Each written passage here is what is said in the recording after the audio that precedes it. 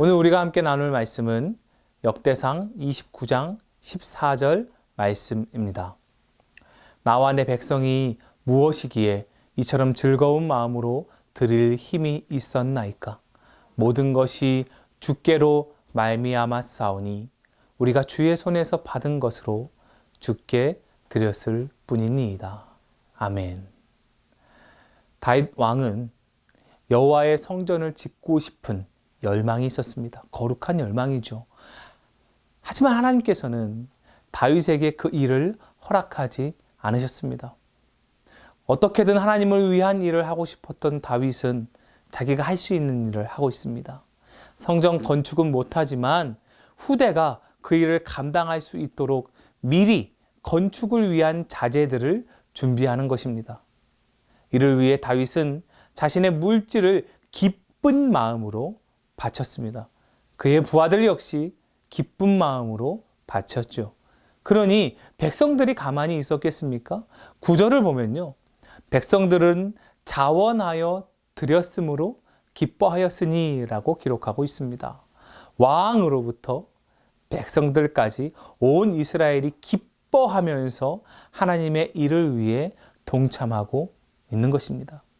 이러한 모습을 보면 다윗은 하나님께 감사를 드릴 수밖에 없는 것이죠. 그것이 오늘 본문 말씀입니다. 여기서 다윗이 고백하고 있습니다. 주의 손으로 받은 것으로 주께 드렸을 뿐이니이다. 자신이 하나님을 위해 헌신하는 것은 그저 하나님께로부터 받은 것을 다시금 올려드리는 것뿐이다 라고 말합니다. 이 고백을 통해 묵상해 보면 진정한 축복이란 무엇일까? 바로 거룩한 순환이 일어나는 삶이다 라는 생각이 듭니다. 거룩한 순환, 하나님이 주신 것으로 하나님의 역사를 위해 다시 사용하는 모습입니다. 다윗이 고백한 것처럼 주의 손에서 받은 것으로 주께 드리는 것입니다. 우리가 사는 생태계를 보면요. 순환이 생명의 근거가 된다는 것을 알 수가 있습니다.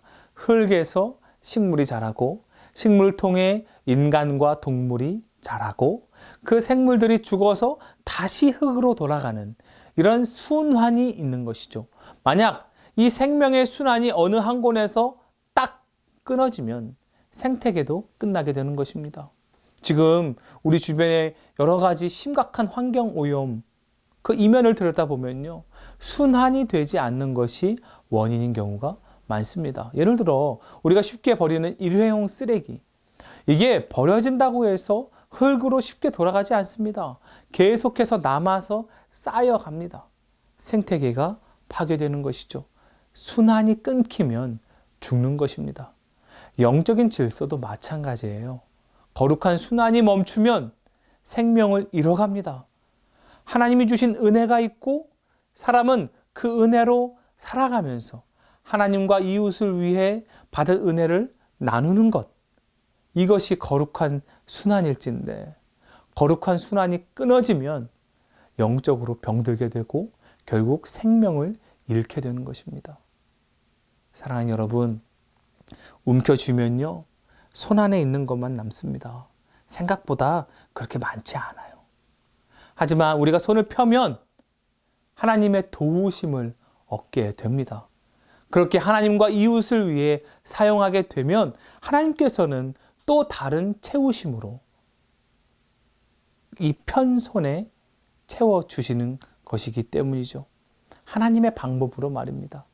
거룩한 순환이 내 삶에 이어지게 되는 것입니다. 이와 같은 축복을 누리시는 저와 여러분이 되시기를 주님의 이름으로 축원합니다.